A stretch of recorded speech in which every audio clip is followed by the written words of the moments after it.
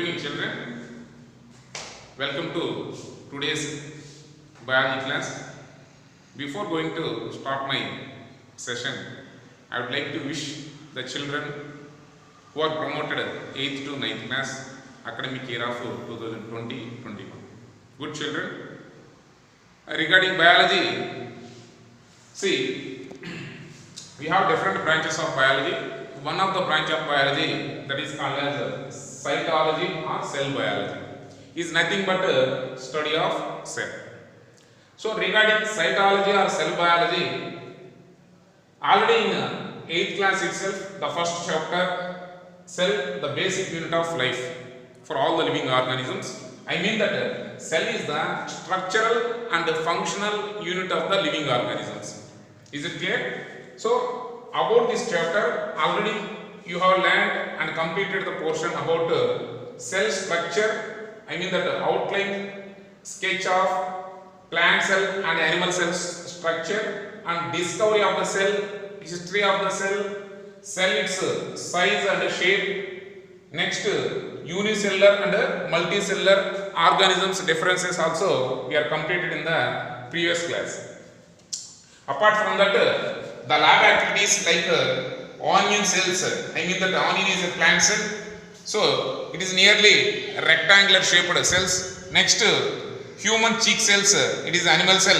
These cells are nearly in a circular in shape. So these are the concerned side headings, subtopics which we are already completed in the 8th standard. So regarding 9th class, we have 11 chapters. Out of the 11 chapters, the first and foremost chapter is again the same concept, cell, the basic unit of life. But in 9th standard, we have to learn this chapter in cell, its structure and functions. Cell, its structure and functions. So in this 9th class, we have to enhance the concept of cell structure and functions. Is it clear? So what we learn in the 8th class, that we have to recall once before enter into that 9th class topic, cell, its structure and functions. So when we have to open the textbook in 9th class first page, they are given the first para. Already we learned this concept in the 8th standard. You have to recall this concept and we have to give some more examples. They are giving us some more fill in the blanks.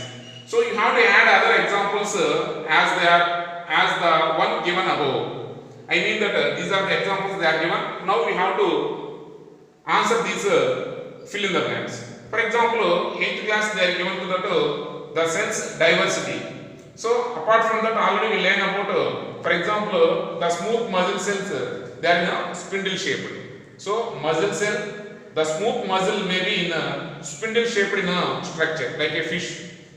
Next, nerve cell, it is a branched tree-like structure.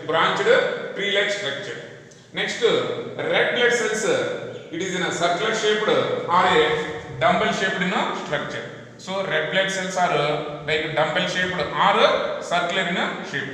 So these are the 3 more examples we have to add the given list in the first page of the textbook. So the discovery of cell, as we know that in 8th standard, that was began after the invention of the microscopes. So we have different types of microscopes now available. Those are simple microscope, simple magnifying microscope like invention by the Robert Hooke. Next, so according to these Robert Hooke, he has invented that dead cells. Next, Anthony van Leeuwenhoek, who observed and discovered the live cells like observed of red blood cells. Okay. Next, the compound microscope usually we have to use in the laboratory. So when we have to observe the cell under the compound microscope, we can observe some more structures like nucleus and other cell organs. Next, the advanced microscope is electron microscope. So when we have to observe under the electronic microscope, we can find out the minute structures like the cell organelles which are floating on the cytoplasm, Is it clear, children? Now we move to that. What is the major difference between the model cell and the typical cell? What is the difference between the model cell and the typical cell? Usually, the model cell in the cell, in the mean, it is an imaginary cell. It is an imaginary cell which are including all the parts in the given diagram. So it is a typical plant cell. It is a typical plant cell. So what do you mean by typical cell? So typical cell provides the way to study the cell. The typical cell provides how to study the cell, the way to study the cell. For example, this is a typical plant cell which consists of mainly two major parts. Those are called as the basic parts of the cell and the cell organelles. Basic parts of the cell and the cell organelles. Now we have to explain one by one. See, in typical plant cell, we have four major components. Those are called as, see, cell wall is present. Cell wall is present. This is the first and foremost layer. The second layer is called as plasma membrane. The third one is nucleus. Next, cytoplasm. Next, cytoplasm. So these are the four major elements which are consisting of the typical plant cell. Within the cytoplasm, the floating particles like cell organelles are floating in the cytoplasm. Those are the big vacuole is present. The big vacuole can pushes even a nucleus to one corner of the cell. So this is the nucleus. It is the boss of the cell which can control and coordinate all the cell activities within the cell. Next one is mitochondria, which is also called as the powerhouse of the cell.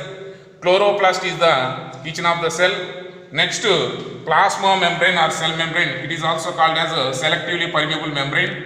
Next, ribosomes, these are called as protein manufacturers. Next, Golgi apparatus, these are called as secretion sacs.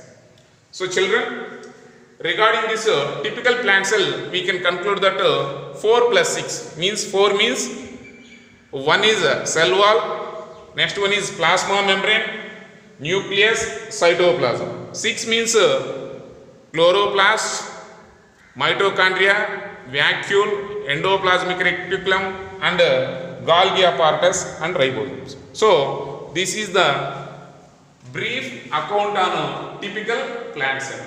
Usually we have to take for example a plant cell. Every plant cell does not contain the chloroplast.